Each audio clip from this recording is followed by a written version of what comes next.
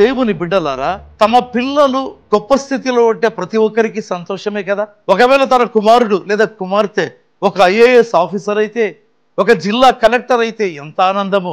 లేకపోతే ఒక అతిపెద్ద ఇండస్ట్రియలిస్ట్, కోట్లకు పడగలెత్తిన ఒక వ్యాపారవేత్త అనుకుందాం, అప్పుడెంత సంతోషమో కదా. కానీ మహా గొప్ప భక్తుడు అపోస్తలుడైన యోహాను ఏమన్నాడంటే, యోహాను రాసిన 3వ పత్రిక 1వ అధ్యాయం 4వ వచనంలో, నా పిల్లలు సత్యమును అనుసరించి నడుచుకొనుచున్నారు అని వినుట కంటే నాకు ఎక్కువైన సంతోషము లేదు అన్నాడు. అఫ్కోర్స్ అతని ఆత్మీయ పిల్లలే, నేను కాదని చెప్పాను.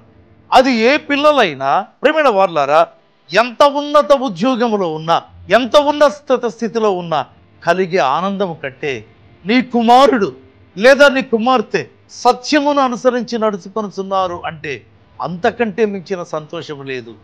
ప్రాక్టికల్గా అనుభవించిన మహా గొప్ప అపోస్తలుడు యోహాను చెప్పినటువంటి మాట.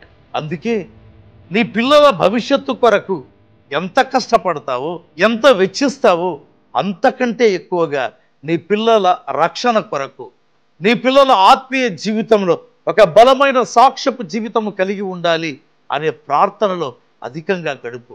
అప్పుడు నీ పిల్లలను గురించిన ఆనందం ఇంకొక విధంగా ఆత్మీయంగా అనుభవిస్తావు. ప్రభువుకు మహిమకరంగా ఉంటుంది. ఆమేన్.